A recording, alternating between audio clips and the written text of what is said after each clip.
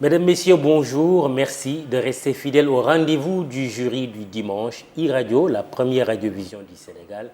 ITV et imedia.sn, nous sommes dimanche 19 février 2022 et nous avons le plaisir de recevoir Thierno Alassane Sall, président du parti La République des Valeurs, opposition, conseiller municipal élu à Thiès. C'est bien Oui, ça? bien ça, conseiller en ville. Vous avez été directeur général de la RTP au tout début de l'alternance de 2012, ensuite ministre des Infrastructures, des Transports terrestres et du désenclavement, ministre de l'Énergie et du Développement des énergies renouvelables. Avant cette alternance, vous occupiez la fonction de représentant de la SECNA au Sénégal et aux Comores. C'était bien la fonction? Oui, en fait, je vais quitter déjà ces fonctions pour être au niveau de la direction générale de la SECNA, chef de département sécurité puis et qualité.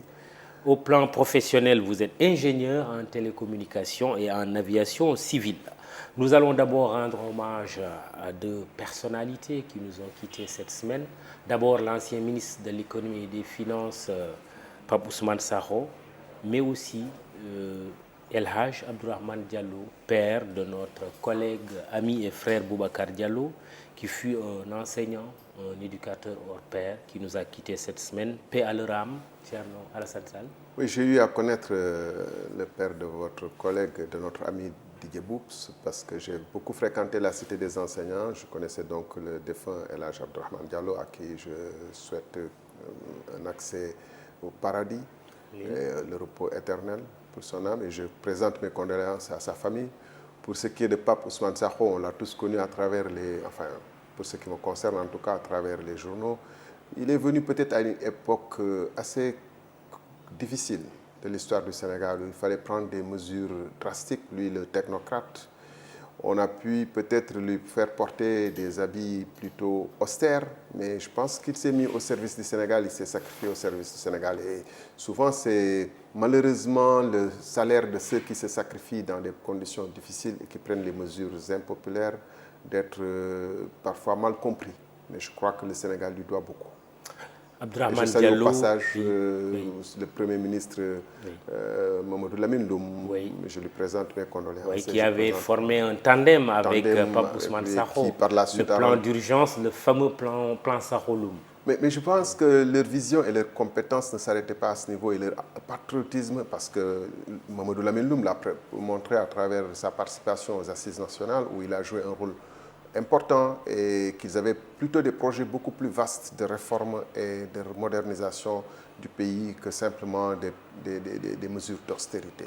Je pense qu'on doit leur rendre cet hommage-là. Oui, absolument. Boubacar Diallo, Pape Doudou Diallo, Souleymane Diallo, tenez bon. La perte d'un être cher, un papa n'est jamais facile. Paix à son âme donc. Lui, El Haj Abdourahmane Diallo, qui était enseignant. On va parler de l'éducation. L'éducation, un secteur qui est très agité.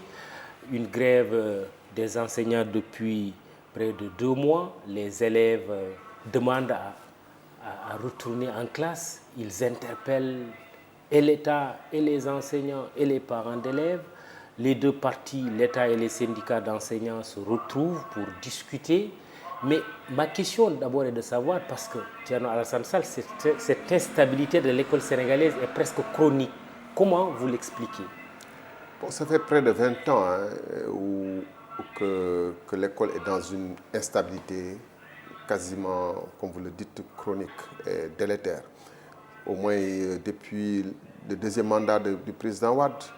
Parce que, vous savez, l'être humain est par essence contre l'inéquité et l'injustice. Au-delà des revendications, des besoins de matériel, de moyens, etc., l'être est fondamentalement contre l'injustice. Et je crois que le régime de Wade a détérioré et détraqué le système d'égalité sur lequel était bâtie la fonction et la rémunération de la fonction publique sénégalaise, en octroyant à certains corps privilégiés des avantages assez extravagants, pour dire les choses correctement, et qui se sont étendues par la suite à beaucoup d'autres composantes non pas de ces corps, mais de ces ministères et de ces secteurs.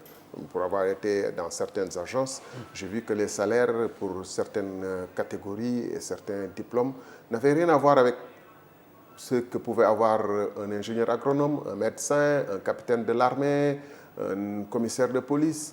Le système n'était plus assis ni sur le mérite, ni sur le risque, ni sur l'exposition à la pénibilité, mais simplement sur la proximité au régime de Wade et la capacité de lui apporter Alors, ça, je crois que le président Macky Sall avait promis d'apporter des réponses à cette situation-là. Malheureusement, il ne les a pas apportées. Pourquoi? Parce que, voyez-vous, quand on a accordé des avantages à un corps, il est difficile d'y revenir.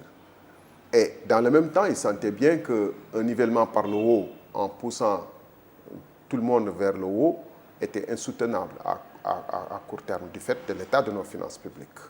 Et donc, il s'est retrouvé entre les deux. Il avait besoin des mêmes corps pour asseoir sa politique, non pas de réforme de l'État et de modernisation de l'État et de justice sociale, de justice partout, mais d'asseoir son régime. Et donc, il a perpétué le système de Wade. Et donc, vous pouvez voir des gens qui n'ont même pas de diplôme, pour ainsi dire. Je ne veux pas nommer des catégories pour les stigmatiser, mais qui sont dans certains ministères ou dans certaines agences, qui n'ont même pas le bac, percevoir plus que des gens qui ont bac plus 6 dans l'enseignement. Mais on parle de l'enseignement, mais c'est le cas aussi des agronomes, dont on parle peu, des ingénieurs de manière générale dans l'administration, des médecins, bac plus 8, qui perçoivent plus. Et ça, vraiment, j'ai vu les chiffres, moi, personnellement. Oui. Et d'ailleurs, le gouvernement avait commandé une étude en 2016-2017 qui était très claire dessus, qui montrait des disparités. Des disparités, une inéquité salariale et même des injustices sociales. Mais face à de telles situations, est-ce que l'État ne gagnerait pas également à prendre des mesures courageuses? Tout à l'heure, on parlait du plan Saheloum. On a vu que pendant cette période, une période de difficulté, les politiques d'ajustement structurel et leurs dégâts, à l'époque, le pouvoir est allé jusqu'à même baisser les salaires. Je ne dis pas qu'il faut baisser les salaires des gens, mais je veux dire que c'était des mesures quand même courageuses qui ont eu au bout du compte comme résultat que les signaux à l'alternance de 2000 étaient redevenus presque tous verts. Et le président Abdoulaye Wade, qui avait succédé au président Abdou Diouf, ne l'avait pas démenti. Il a dit oui, j'ai trouvé que les caisses de l'État étaient quand même pleines. Absolument. Vous savez, il y a toute économie. Le président Wade, qui était un économiste d'ailleurs, qui se prévalait d'être et qui a enseigné l'économie à la fac. Dans toute économie, il y a des ratios vous ne pouvez pas avoir, par exemple, la masse salariale qui représente 80% de vos dépenses courantes ou de vos dépenses, de votre budget consacré, je ne sais pas, à tel ou tel secteur, et avoir 17% pour le fonctionnement, 2% pour l'investissement et croire que vous préparez l'avenir. Vous ne préparez pas l'avenir, vous vivez sur la bête. Or, dans ce pays, pour reprendre l'exemple de l'éducation nationale, on investit peu parce qu'on fait peu d'écoles nouvelles. Il y a tellement d'abris provisoires. Et si je prends l'exemple de Thiès, école Ibra Katiba ou Amadou Koli Diop, fermé, Amadou Koli Diop plutôt fermé, Jules Sagna fermé, parce que c'est des écoles qui sont complètement délabrées. Et les élèves ont été raffectés dans d'autres classes où ils vont aller augmenter la surpopulation. Vous avez des lycées, dans certains lycées de la banlieue de Dakar, Kermassar, des terminales L, où les gens vous disent on a des effectifs de 75. Ce n'est pas tenable, 75 élèves. Vous ne leur apprenez rien. L'enseignant ne peut pas gérer 75 élèves. Alors là, ce qu'il faut normalement, c'est augmenter l'effectif des enseignants. Or, on n'arrive même pas à payer correctement les enseignants actuels. On n'arrive même pas à contenir suffisamment les élèves. Donc, bien les former aussi. Bien les former. Les enseignants dénoncent une inéquité salariale qui justifie effectivement ces revendications. Quelle est votre analyse du traitement salarial des enseignants? Oui, je pense que les enseignants ont raison de parler d'iniquité parce qu'à diplôme égal, les salaires devraient être plus ou moins égaux à quelques indemnités près. Et les indemnités devraient être d'ailleurs bâties sur des considérations objectives et mesurables. Je veux dire, un enseignant de mathématiques qui a Fongelemi ou à Matam là-bas, ou dans des conditions extrêmement difficiles, où on n'a ni accès à l'eau, dans des villages où on n'a ni accès à l'eau, ni à l'électricité, etc. Je pense que lui, on lui doit plus de considération que quelqu'un qui est dans un bureau climatisé et qui perçoit en fonds commun ou en rémunération hors salaire 2 fois le salaire indiciaire de cet enseignant. Or, c'est les réalités qui existent dans ce pays. Mais qu'est-ce qu'il faut faire justement Aujourd'hui, peut-être on arrivera à presque 80 milliards, l'enveloppe que mettra sur la table pour mettre fin à la grève des enseignants. Mais vous citez également d'autres secteurs. On sait que la santé est en train de menacer. Les ASP également sont en mouvement. Et on parle d'un statut pour les ASP. Est-ce que l'État, justement, a les moyens de satisfaire toutes les revendications? C'est pour ça, tout à l'heure, que je demandais, est-ce qu'il n'y a pas lieu de prendre aussi des mesures courageuses?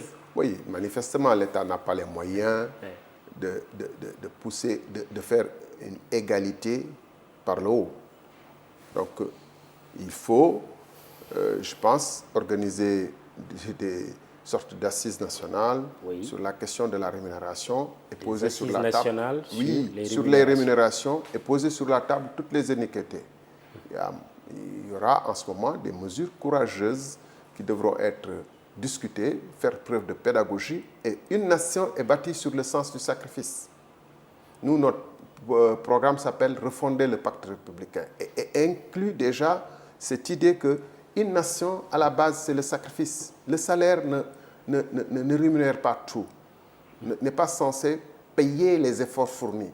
Il est censé représenter une sorte de dotation que l'État met pour vous permettre de subsister, mais le sacrifice auquel vous consentez peut être de loin supérieur à ce salaire-là.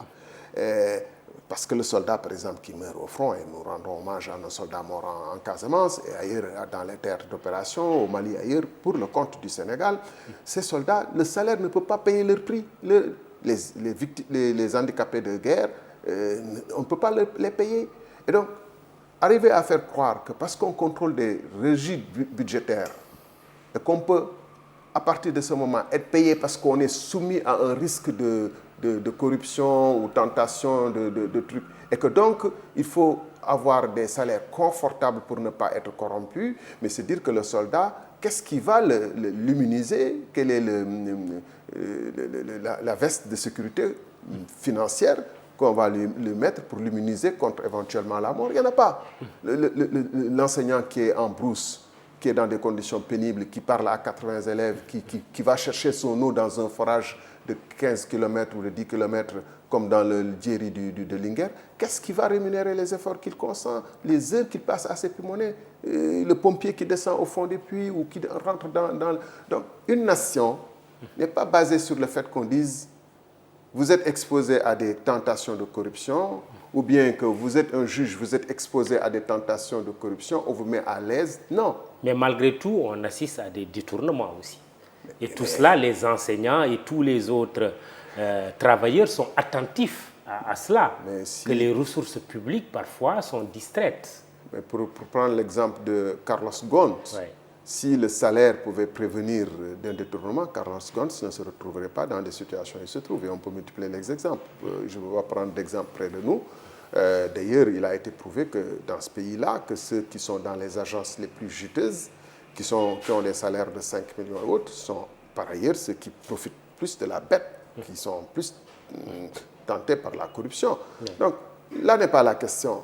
Encore une fois, une nation est bâtie sur le principe, je pourrais prendre l'autre devise célèbre, égalité, pour ne pas dire les autres. On a dit un peuple, un but, une foi. Il faut qu'on soit un peuple, qu'on soit solidaire, qu'on ait le même but. Et que la loi 61-33 qui prévoyait un peu comment fonctionne la fonction publique et comment on rémunère a été complètement détraquée. Mais à l'époque, les gens acceptaient, les enseignants acceptaient de faire des sacrifices, les médecins acceptaient de faire des sacrifices, d'avoir des salaires. Mais quand il y a une iniquité flagrante, et je crois que c'est là où il faut entendre les enseignants, il y a une iniquité flagrante. Vous ne pouvez pas avoir des diplômes égaux, de même niveau plutôt. Vous ne pouvez pas être professeur de mathématiques et voir en face de vous quelqu'un qui, sous prétexte qu'il est sorti de l'ENA, doit avoir des rémunérations beaucoup supérieures, alors que le mathématicien a fourni des études plus difficiles peut-être parfois. Et d'ailleurs, le pays est en pénurie de mathématiciens, ce qui pose un problème. Et par ailleurs, le problème de l'éducation... de scientifiques. Oui, de scientifiques de manière générale. Et c'est le second point de la grève. Ça fait 10 ans ou 15 ans que notre système est soumis à la médiocrité. Il faut dire les choses telles quelles. Aujourd'hui, vous avez quelqu'un qui a le bac, il s'exprime à peine correctement en français. Je ne parle même pas des quantums horaires, etc., mais de la qualité de la formation de manière générale. Les Ivoiriens sont devant nous aujourd'hui. Vous parlez à un Camerounais ou à un universitaire camerounais ou à un étudiant camerounais, vous voyez manifestement qu'il est au-dessus de... Ça, c'est déplorable. Nous étions, avec le Bénin, nous discutions d'être le quartier latin de l'Afrique francophone. Aujourd'hui, nous sommes, il faut le dire très clairement, en retard sur beaucoup de choses. Or, la plus grande richesse d'un peuple, ce n'est pas le diamant, ce n'est pas le pétrole dont on se gausse beaucoup, ce n'est pas le zircon, c'est la qualité de ses ressources humaines. On le voit avec Singapour et la Corée, pour ne pas donner d'autres exemples. Parlons du coût de la vie. Avec la hausse des prix notée sur certaines denrées, la dernière hausse concerne le sucre. Le loyer, on en parle, qui est très élevé, alors que l'accès au logement, c'est la croix et la bannière. Le coût de la vie au Sénégal, comment arriver à donner aux Sénégalais un pouvoir d'achat beaucoup plus conséquent? Il y a 2 ou 3 choses. Il y a d'abord qu'il faut constater que par rapport aux pays de la sous-région, nous avons le coût de la vie le plus élevé. Donc on nous dira que oui, il y a une inflation mondiale importée, etc., parce qu'il y a la Covid, etc., mais les gens qui sont... Mais la crise aussi en Ukraine, on en parle aussi, hein, mais les gens avec la flambée des cours du baril de pétrole aussi. Le président Macky Sall avait l'habitude de donner l'exemple du Mali, dont toutes les marchandises transitaient par le port de Dakar, où ça coûtait moins cher. Ou la Gambie. Tous les villages autour toutes les localités autour de la Gambie font du trafic et de contrebande avec la Gambie, la Mauritanie également. Parce que nous avons choisi justement un État qui vit au-dessus de ses moyens, qui ne donne pas l'exemple de sacrifice. Et c'est là également que les enseignants parfois trouvent à redire à juste titre. Par ailleurs, nous ne sommes pas un pays producteur. Le plan Sénégal émergent et l'autosuffisance en riz, etc., tout ça, en fait, ça n'a abouti à pas à grand-chose. Donc, quand nous importons tout, nous nous exposons naturellement au contre-choc de ce qui se passe à travers le monde. Toute crise vient nous frapper plus durablement. Les chocs exogènes, nous les subissons de manière plus frontale. Le loyer, par exemple. Comment comprenez-vous qu'au Sénégal, on puisse donner à des individus 30 hectares, 40 hectares, à 4 000 francs le mètre carré, et qui revendent ça à 300 000 francs le mètre carré. Et vous vous étonnez que le coût du loyer soit important. Parce que le gouvernement n'a aucune politique sociale. Vous n'entendez plus parler de SICAB ou SNHLM, etc. C'est des privés, nationaux ou étrangers. Il y a quand même le programme des 100 000 logements sociaux. Oui, 100 000 logements sociaux, on verra. Mais pendant ce temps, on a bien vu l'aéroport de Dakar dépecer 30 hectares ici, ça c'était souvent de 30 hectares 2 fois, mais ça a continué dernièrement. On a affecté beaucoup de logements, des terrains dans des conditions très nébuleuses à des gens qui vont après revendre sur le marché à des prix extrêmement exagérés. Il n'y a aucune volonté de réguler ce marché alors que le foncier appartient au peuple sénégalais souverain. Vous avez vu ce qui s'est passé avec la garde des pompiers. Donc, quand l'État décide de lui-même d'octroyer les terres à des spéculateurs qui, après, vont vendre le mètre carré à 300 000, à 250 000, il ne faut pas qu'on s'étonne que le coût du loyer soit élevé au Sénégal. Donc, pour moi, tout ça participe d'une même politique qui n'est pas très cohérente et performante et qui impacte donc le Sénégalais de base de manière frontale. Et vous y ajoutez donc les phénomènes externes, alors nous subissons les conséquences de plein fouet. Quand l'État n'a pas de réserve pour pouvoir faire du social, Aujourd'hui, en 2021, on a consacré 870 milliards au service de la dette pour le premier semestre. Ça, c'est des sources de la DPE. 870 milliards pour le service de la dette. On a un déficit budgétaire, malgré les budgets annoncés de 2021 de 4 000 et quelques milliards, on a eu un déficit de 961 milliards. Ça veut dire qu'on n'a pas su mobiliser 961 milliards. Pourquoi on n'a pas su mobiliser 961 milliards? Parce qu'on n'a pas suffisamment d'entreprises qui paient des impôts, parce qu'on n'a pas suffisamment de personnes qui paient, etc., parce qu'on n'a pas une économie très performante. Voilà pourquoi la seule façon pour le gouvernement de se faire des recettes budgétaires, c'est par exemple de maintenir sur le pétrole des marges importantes qui vont abonder le budget.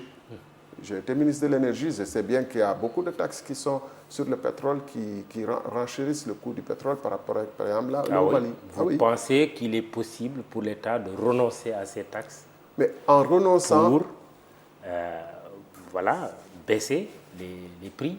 Oui, en renonçant aux dépenses somptuaires et à l'efficacité économique nulle, pour pouvoir se consacrer plus à de l'économie, comme on parlait de Sakholoum, c'était ça en fait la substance.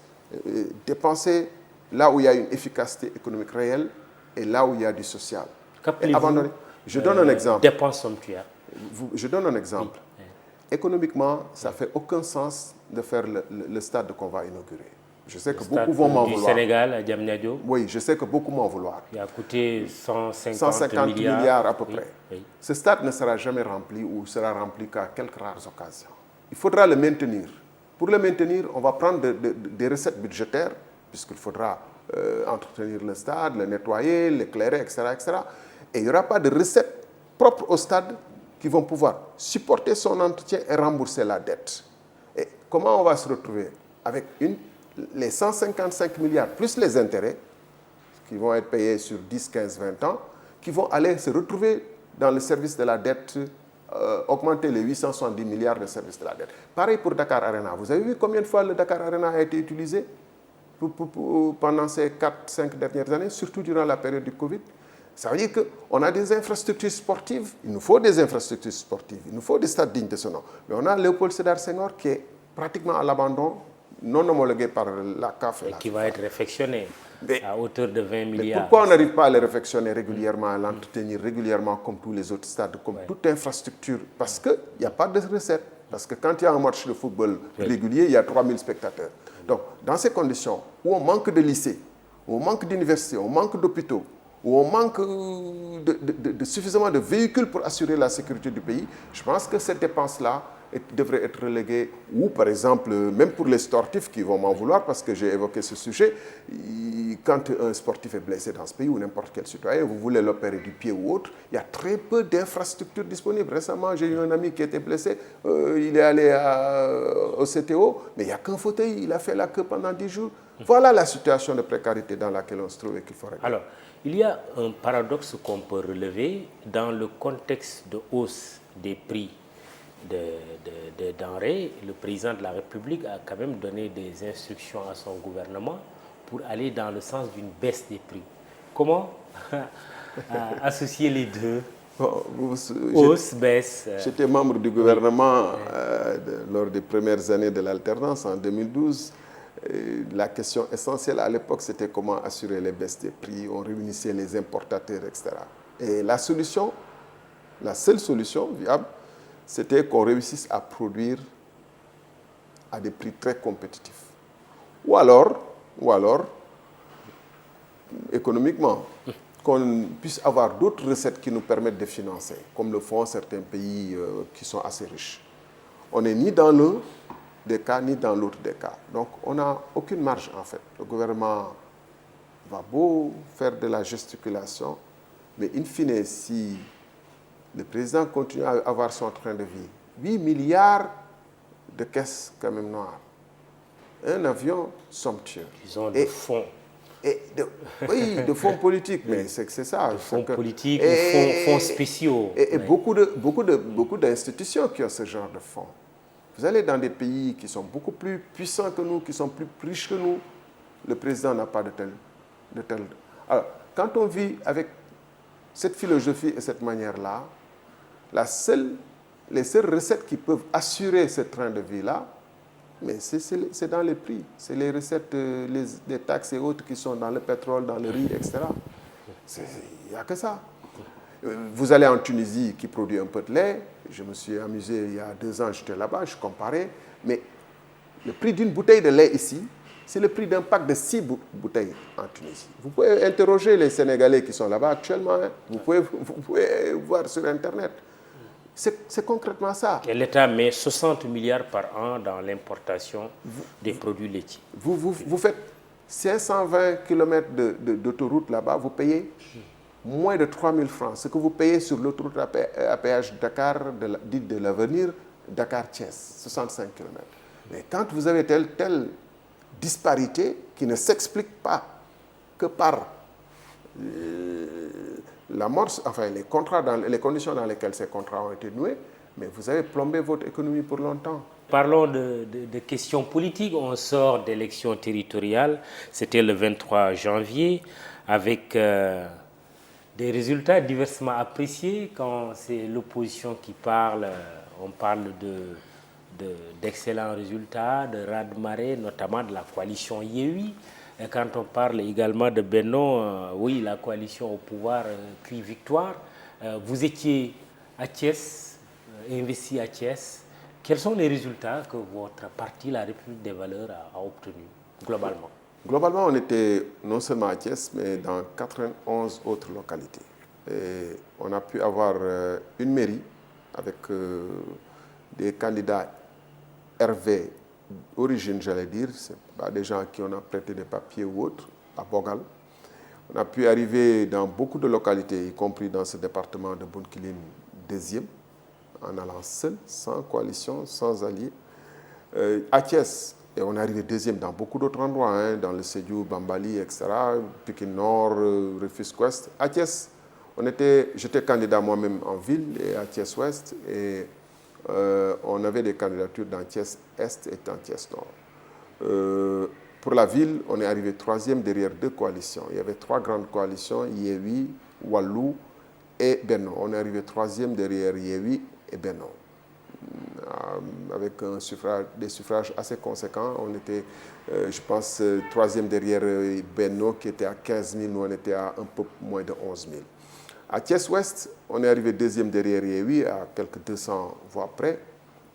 Et je pense qu'on était devant Benno Bokk Yakaar. Et je pense qu'on a balayé Idi et Rewmi dans nos bastions communs. Parce qu'il faut dire que Idrissa Seck, Yankhoba Diattara, le maire de Thiès Ouest et moi, on est tous dans le même quartier, on est tous dans les mêmes centres de vote.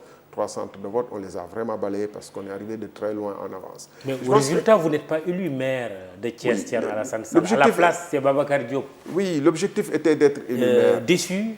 Non, pas du tout. Je suis plutôt satisfait de ces résultats parce que si je voulais être coûte que coûte élu maire, j'allais me soumettre à une de ces coalitions, à leurs conditions. L'objectif n'était pas d'être... Bien sûr, quand on part à des élections, c'est pour être élu maire. Mais je veux dire, je n'avais pas une fixation sur d'être élu maire. Pourquoi vous n'étiez pas dans une logique de coalition? Parce que, en fait, voyez-vous, la coalition Yewwi, par exemple, s'était fondée sur des principes inacceptables pour nous et une logique d'exclusion. Vous vous souviendrez, la presse en a fait largement casse. C'était 4 soi-disant grands, la grande coalition XL autour des 4 grands, et nous sommes supposés petits, qui avaient discuté dans l'ombre pendant des mois pour pouvoir s'entendre sur des accords qui jusque-là nous sont en tout cas hermétiques. À ce qui me semble, en tout cas, de ce que j'en ai compris par l'intermédiaire de ceux qui négociaient pour notre compte. J'étais à l'époque au CRD avec Abdoul Mbaye qui était notre contact. Il se serait entendu sur 80% des grandes villes et des postes les plus importants pour Yewwi, pour les 4, et puis les 20 autres pour ceux qui viendraient éventuellement, ce qu'on appelle Sédélibouki. Je pense que même d'ailleurs ce qui a expliqué en partie le départ du PDS, qui a créé avec d'autres la coalition Wallu. Nous avons estimé que d'abord ça, ce n'est pas acceptable, c'était sur une logique d'exclusion qui visait les législatives et la présidentielle de 2024. Parce que l'idée, c'était justement de traiter certains de petits et de les empêcher de se faire élire pour régler déjà les candidatures de 2024 pour l'exclure des gens comme nous, par exemple. Donc, d'abord, cette logique était inacceptable. Mais deuxièmement et surtout, sur la base d'autres principes. Vous savez, on ne peut pas faire une coalition de tout venant où des gens qu'on traitait hier de voleurs, contre qui on a porté plainte. Je pense à l'ancien directeur de Dakar Demdik, qui tout d'un coup se retrouve blanchi parce qu'il vient dans notre coalition. Voyez-vous, où on peut retrouver, faire du neuf avec du vieux. Et d'ailleurs, on le voit au résultat. Quand on voit les maires qui ont été élus sur la bannière de Yewwi, pour beaucoup, je ne dis pas tous, hein, pour beaucoup, le profil n'était pas le premier relevant. Contrairement à ce que nous vend la coalition, qu'on veut apporter des transformations structurelles, apporter la rupture dans le pays, mais en réalité, quand on voit les profils des gens, ça veut dire qu'on n'a même pas été regardant. On a choisi parfois n'importe qui pourvu qu'il gagne. On va en parler tout à l'heure, mais pour certains, non, en réalité, Thierno Alassane Sall est un opposant dans l'opposition. Il n'est jamais d'accord. Vous répondez quoi? Bon, quand il ne faut pas être d'accord, vous savez, le masla sénégalais, je ne suis pas trop pour. Ce que je n'ai pas accepté par Macky Sall, je ne peux pas l'accepter pour quelqu'un d'autre. Je ne peux pas faire le masla. Vous savez, nos coalitions, on se met ensemble et on oublie toutes nos contradictions pour chasser Wade. Après, ces contradictions ressurgissent. Après, on se met d'accord pour dire qu'il faut faire partir Macky. Puis après, nos contradictions ressurgissent. Moi, je ne suis pas pour ça. Ensuite, s'il faut se taire sur des principes fondamentaux, ce truc d'opposant dans l'opposant, c'est un de vos confrères qui, sans même me consulter, l'a affiché à la une de ses journaux en faisant parler quelques-uns de mes opposants, j'allais dire, dans l'opposition. Vous avez aussi des opposants mais dans l'opposition. Oui, mais parce que quand vous faites parler des gens qui en veulent à Thierno, vous leur prêtez la voix et vous ne donnez pas à Thierno la parole pour qu'il s'exprime, vous pouvez dire ce que vous voulez. Qui sont-ils? Donc c'était un titre de Walf, de votre confrère de Walf, qui avait fait parler essentiellement Birame Souleye et Ousmane Sonko sans me donner la parole. C'est douce. Et c'était dans quel contexte? C'était dans le contexte où les gens se sont bagarrés à l'Assemblée nationale. Et j'ai condamné le fait que les gens puissent se bagarrer à l'Assemblée nationale. Est-ce que j'ai tort quand je dis que ce qui se passe à l'Assemblée nationale est indigne? Je continue à le dire, je continue à le penser. Après, c'était dans le contexte aussi de l'affaire qui a agité le pays au mois de mars. Là, on voulait coûte que coûte me faire prendre une position de supporter le point de vue de l'opposition unanime. Mais je suis libre d'avoir un point de vue. Et à l'époque d'ailleurs, et je suis fier de dire que si c'est pour ça, je serai toujours taxé comme tel. Je suis fier à l'époque d'avoir condamné ceux qui brûlaient les maisons de presse. Personne quasiment dans l'opposition ne l'a condamné. L'un des rares. Je suis fier d'être ceux qui ont condamné Maître El Hadji n'est pas mon ami. C'était l'avocat de Franck Timis, je vous fais remarquer. Mais je suis fier d'avoir dit qu'on ne brûle pas la maison d'un avocat. Je suis fier d'avoir dit qu'un magistrat ne peut pas se récuser sur la base que sa femme appartient à une ethnie. La République se flanque à terre quand on accepte ça. Je suis fier d'avoir été le seul à avoir défendu la République dans ces circonstances-là. Alors, vous disiez tout à l'heure... Ça a été toujours ma position. Hein. Oui, analysant les résultats obtenus par rapport à certains profils, que vous avez des réserves sur certains profils qui ont été élus maires et qui ont été installés ou qui sont en train d'être installés. On constate tous que les profils de beaucoup de maires ne correspondent manifestement pas au job qui leur est imparti. On le constate tous. Je ne mettrai pas un nom par-ci pour ne pas stigmatiser X ou Y. C'est une tendance générale. Quand on veut faire des ruptures et on veut dénoncer la politique de médiocrité, entre guillemets, de Macky Sall et sa politique de mettre les amis d'abord, les amis politiques au détriment des compétences, on ne peut pas inaugurer par ce genre de pratique. Ça aussi, il faut le dire. Oui, les grandes villes aujourd'hui, pour aller au fond des choses, remportées par la coalition Yewwi, qui a fait dire d'ailleurs à certains observateurs que le vainqueur ou le grand vainqueur de ces élections territoriales, c'est la coalition Yewwi. C'est Dakar, avec l'élection de Barthélémy Diaz. c'est Thiès avec Babacar Diop, c'est Ousmane Sonko à Ziguinchor, c'est Ahmed Aïdara à Guédiawaye. En tout cas, ce sont les principales villes. N'oubliez pas que dans les villes... Est-ce que vous avez des réserves sur ces profils? Non. Vous oubliez que dans les villes aussi, il y a des communes. Oui. Je dis les maires, sans m'attacher principalement aux villes qui ne sont que 5 au Sénégal. Vous avez dans Dakar 19 autres communes. Vous avez dans Thiès 3 autres communes. Vous avez dans Guédiawaye 5 autres communes. Mais globalement pris au niveau du Sénégal, de Dakar, etc., on a des maires dont manifestement le profil ne répond pas à l'emploi. Et on le verra. Pour vous donner un petit exemple pour ne pas donner l'impression de fuir votre question, oui. Vous avez vu ce qui s'est passé à Guédiawaye l'autre jour.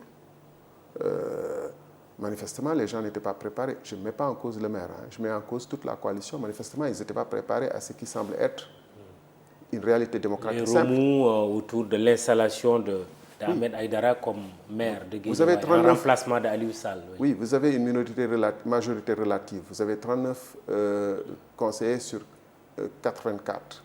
Mais manifestement, si vous comprenez comment fonctionne la démocratie, vous avez besoin d'un contrat de mandature. Vous avez besoin d'aller voir parmi les opposants ou parmi ceux avec qui vous pouvez vous entendre. Vous avez des affinités. Vous vous dites, il nous faut un contrat pour stabiliser notre gestion de tout le mandat, puisque au-delà du bureau municipal qui n'est qu'anecdotique, vous aurez chaque année des budgets à voter, des programmes à voter, des projets à mettre en œuvre, et ça c'est le conseil municipal qui va le voter. Mais si vous avez une majorité relative dans le conseil municipal, vous vous exposez à chaque réunion d'être mis en minorité. Donc comment vous comptez régler ce problème? Vous allez voir parmi les autres conseillers élus, mais vous leur dites, on vous propose de mixer nos programmes, de nous entendre sur un contrat, de signer des accords en bonne et due forme et de dire que voilà le projet qu'on va mettre en commun. Malgré que vous avez été élu maire, parce que le maire de ville, il est élu sur une liste proportionnelle, mais il ne peut être en minorité extrême même s'il ne gagne pas les 5 autres communes, ce qui peut arriver. Mais vouloir en faire un scandale simplement parce que c'est ce que Guédiawaye a voté, en disant on peut faire ce qu'on veut et croyant qu'on peut faire ce qu'on veut, il suffit de se venir au conseil et dire que Guédiawaye a voté, je fais ce que je veux, est une méprise sur comment fonctionne la démocratie. Demain, si nous nous contrôlions l'Assemblée nationale et que le président Macky Sall était toujours au pouvoir, est-ce que nous allons dire parce qu'il a été élu à une large majorité dès le premier tour en 2019, on va le laisser gérer? Non, on va utiliser les moyens que nous donne l'Assemblée nationale pour aussi essayer de faire avancer notre situation de cohabitation. Donc, il faut comprendre comment fonctionne la démocratie et l'accepter. Et tout ce raffut-là, ces injures, etc., procèdent de ce que la coalition en amont n'a pas vu qu'il y avait là un piège et une difficulté qui était prévisible et qu'il fallait la contourner en mettant en place des mécanismes. Voilà comment on gère un pays. Ce n'est pas des insultes, ce n'est pas sur les réseaux sociaux, c'est la compréhension du fonctionnement du pays et l'anticipation sur les mesures à prendre. Alors, Khalifa Sall, Malick Gakou, qui sont des leaders politiques comme vous, maires honoraires respectivement de Dakar et de Guédiawaye. Très bien. Mérité? Très bien, bonne chose. Très bien. Alors, Ousmane Sonko qui parle d'une déclaration de patrimoine qu'il va faire dès la semaine prochaine. C'est la loi. Devant l'OFNAC. C'est la loi. Le Forum civil a beaucoup insisté là-dessus dernièrement d'ailleurs. À votre avis, tous les maires qui sont en tout cas dans le cadre de la loi doivent faire cette déclaration de patrimoine? J'étais ministre, j'ai fait ma déclaration de patrimoine, je n'ai pas fait un grand tapage, c'est la loi. Dès l'instant qu'on gère un budget d'1 milliard de francs CFA, d'au moins d'1 milliard, il faut éviter il faut faire une déclaration de patrimoine. Oui, je pense qu'il faut éviter de se faire des glorioles sur des choses. Je respecte la loi, ça ne peut pas être un sujet de gloire ou de déclaration tapageuse. Moi, j'étais ministre, j'ai fait ma déclaration de patrimoine et puis basta. Parce que c'est la loi. Respecter la loi n'est pas un triomphe. Une déclaration à l'entrée, mais une déclaration à la sortie. À sortie. Vous l'avez faite, oui. vous, la déclaration de sortie? Oui. Et ça a donné quoi comme résultat? Les gens... Je pense qu'il n'y a pas trop de problème particulier. Moi, mon patrimoine n'est pas élevé et puis je peux sourcer tout, documenter tous mes revenus. Vous n'avez pas été épinglé? Ça se saurait. Il y a aussi la question de la relation entre les maires de l'opposition et le pouvoir central. On a entendu certains maires, quand même de l'opposition, dire voilà, qu'ils sont disposés à collaborer avec l'État. Vous pensez que cela va bien se passer?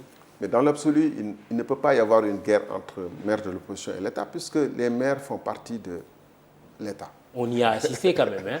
Non. Des relations très tendues entre des maires et... Oui, dans l'opposition, dans l'absolu, il ne devrait pas y avoir. C'est le cas de Dakar, par exemple, à un moment donné. Je rappelle que les maires disposent d'un pouvoir déconcentré ou décentralisé conféré par l'État central dans le cadre de la loi. Donc, ils font partie des organes de l'État. Et la norme voudrait que même si on n'est pas d'accord, qu'on puisse quand même participer à faire avancer le sort des populations, qui doit être la préoccupation aussi bien du gouvernement central que des maires. Maintenant, je comprends aussi ce que veulent dire incidemment ces maires-là. C'est que quand on gouverne, quand on préside au destiné d'une ville qui a un budget de 800 millions et qui a 300 000 habitants ou 400 000, où il y a des projets immenses, où il y a des besoins immenses, ben, vous avez intérêt à trouver des passerelles avec l'État. Peut-être certains, c'est ce qu'ils veulent dire. Parce qu'en réalité, vous êtes maire de, je ne sais pas, Thiès-Ouest. Vous avez des marchés, vous avez des écoles dont il faut payer, vous avez l'électricité, l'éclairage public à faire fonctionner, vous avez des routes défoncées.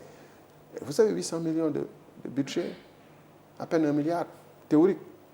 Les recettes, c'est parfois 600 millions, peut-être. Et vous avez l'entretien, rien que l'entretien des marchés, l'enlèvement des ordures, etc., des postes de santé, mais c'est une bagatelle.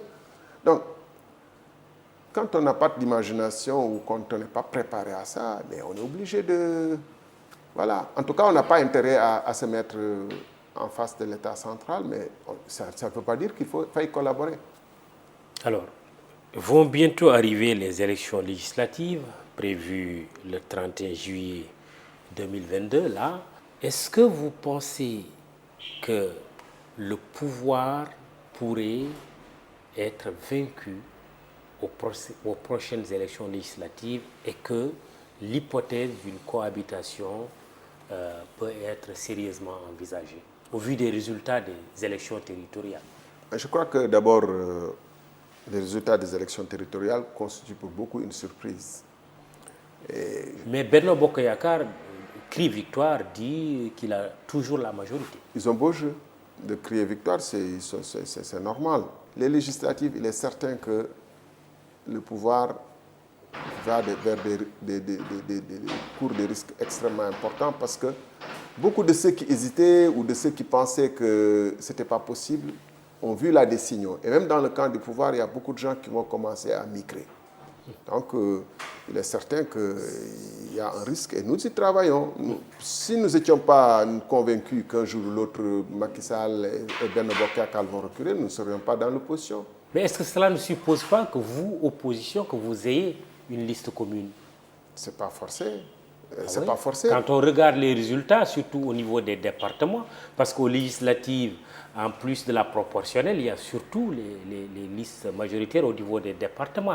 Et ça pèse sur la balance. C'est une élection à un tour. C'est une vision simpliste de dire que Yewwi a gagné à Thiès parce qu'ils étaient une grande coalition. Oui. Mais si nous n'étions pas présents et nous avions battu campagne durement en voulant nous aussi gagner, et en remportant autant de suffrages dans Thiès-Ouest, peut-être que Benno Bokk Yakaar n'aurait pas été aussi largement battu. Et au niveau, même si c'est des élections nationales, il y a aussi une liste nationale. Au niveau de la liste nationale, ça serait ressenti. D'ailleurs, le pouvoir le comprend bien, qui essaie de mettre des listes parallèles pour disperser les voix de l'opposition.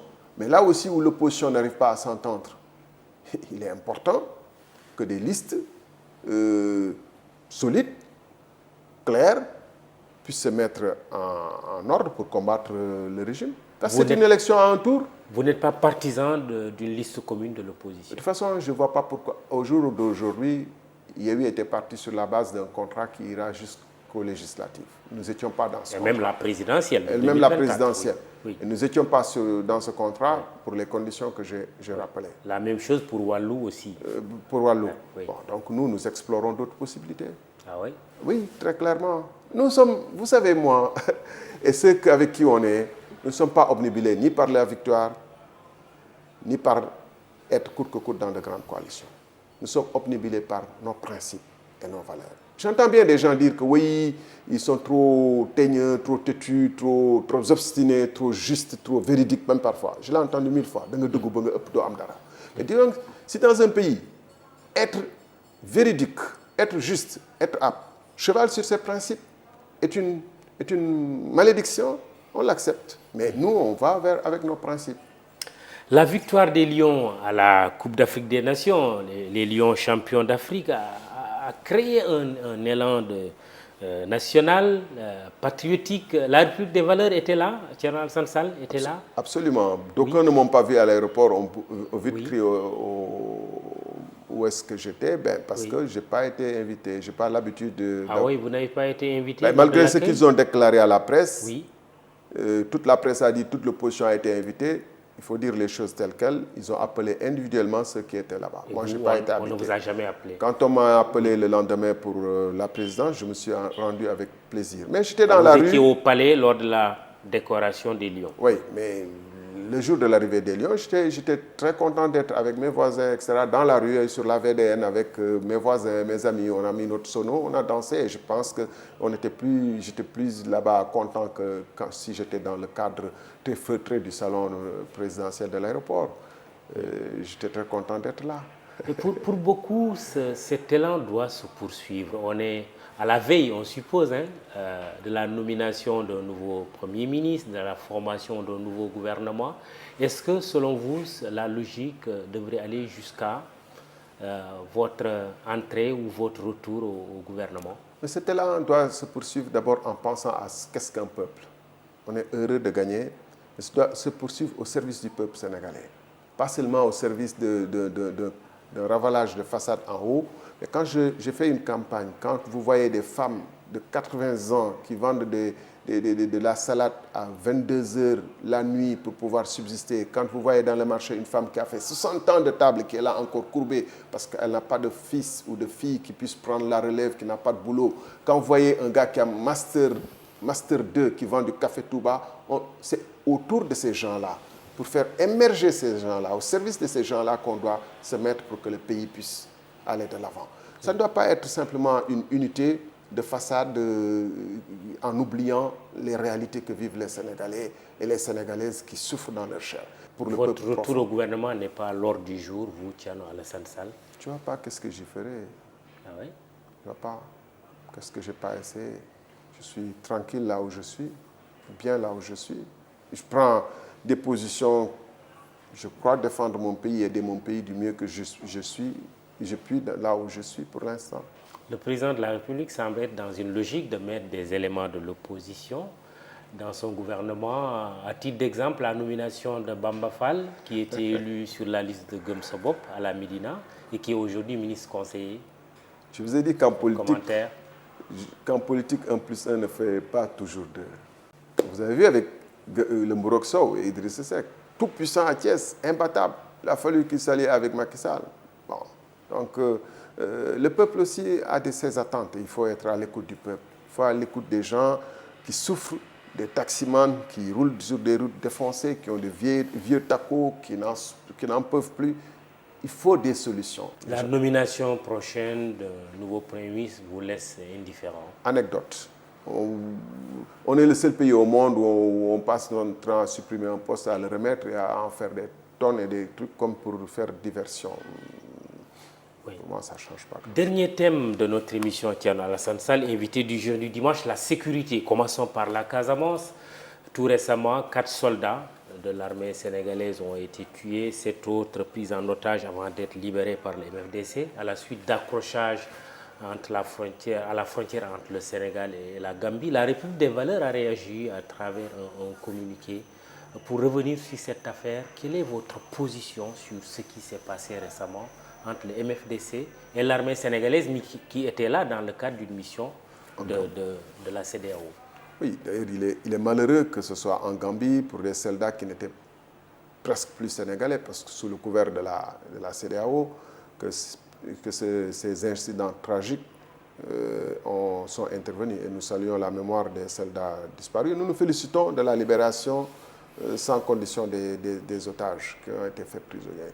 Nous avons été très émus et choqués par le fait que ces soldats aient été exhibés comme des trophées de guerre et exposés dans des conditions humiliantes qui ne répondent à aucune des conventions internationales et qui violent notre dignité d'Africain, nos traditions africaines. Que faire face à ce que vous décrivez là comme une humiliation? Et le sursaut que vous appelez là, dont vous appelez, je pense qu'il doit aussi se traduire en de pareilles circonstances. Les soldats sont de la grande muette. Ils ne peuvent pas exprimer leurs états d'âme ni leurs frustrations, etc.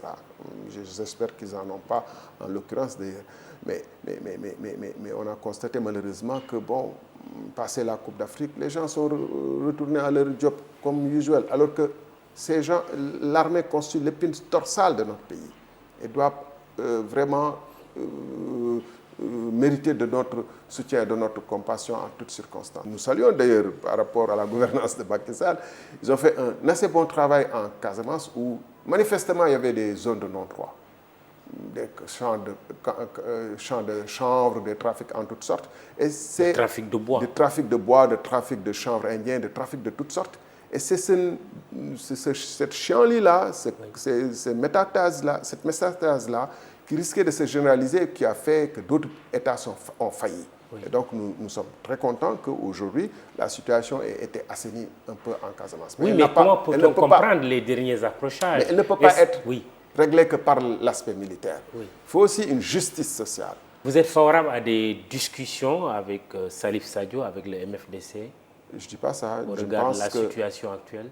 Je pense qu'on ne devrait pas discuter avec des gens qui ont pris les armes contre la République et qui ont...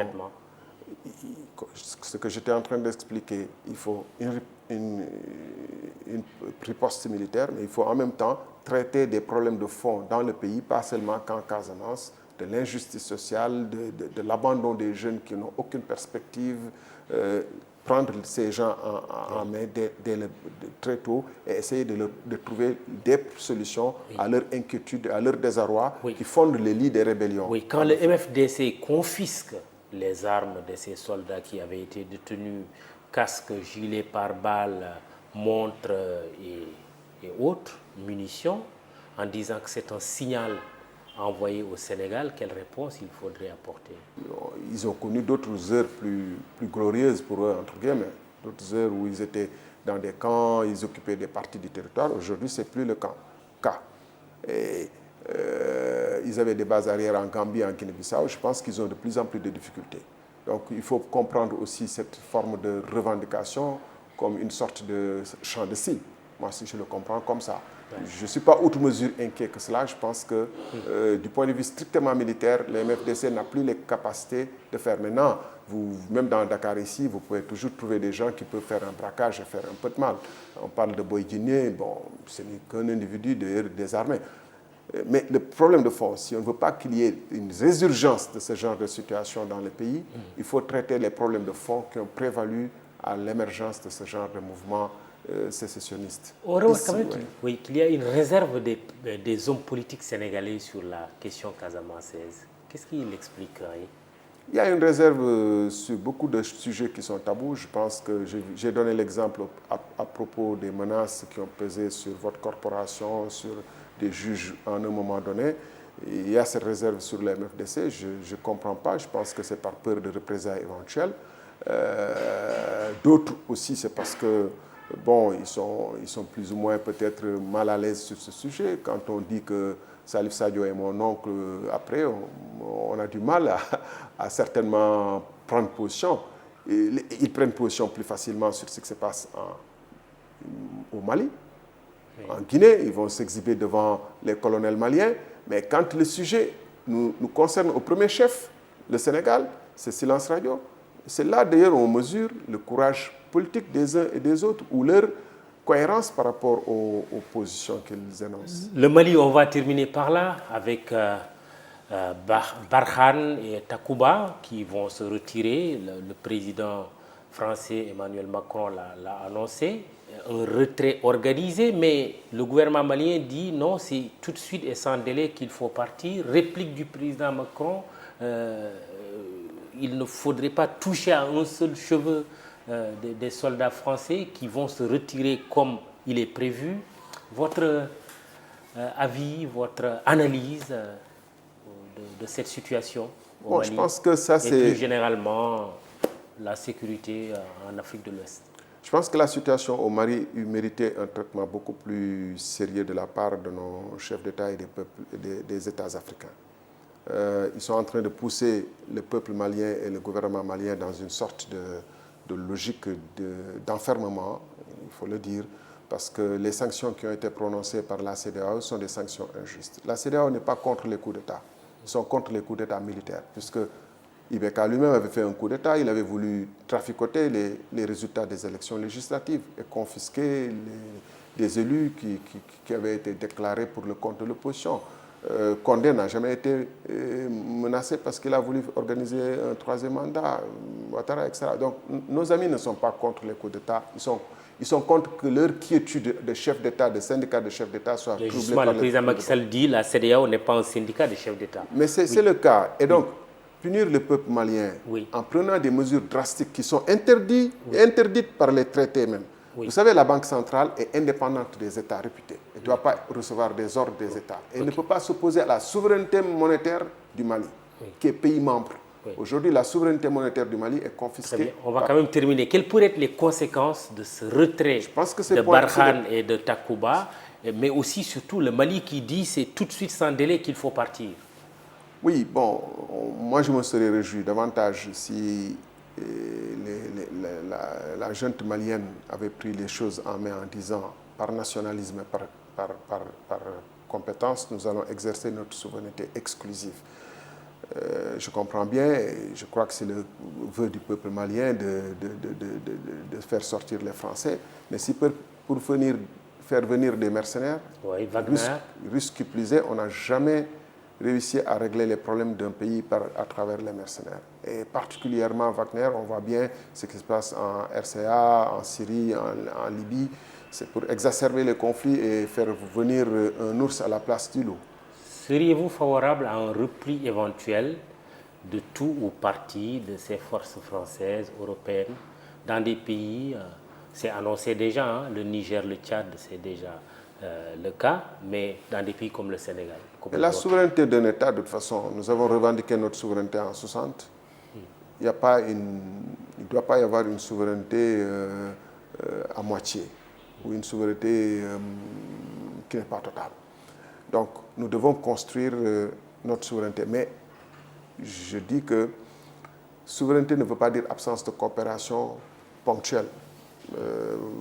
Les États-Unis aident bien beaucoup de pays en Europe, parfois ont besoin d'eux-mêmes, comme dans certains cas, d'être appuyés par d'autres pays.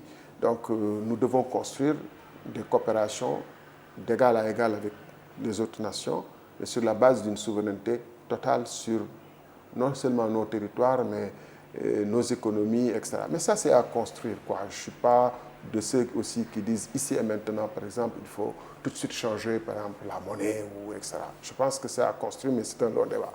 Merci, Thierno Alassane Sall, président de la République des Valeurs. Il était l'invité de ce jury du dimanche présenté par Mahmoud Ibra Kane, à la technique Babacar Ndiaye, Ibamar Sen, réseaux sociaux Biram Pouy et Fatima Taba, immédiat.sn qui fera le compte rendu de cette émission, au texte Cheikh Moussa Sarr et à la photo Abdoulaye Silla.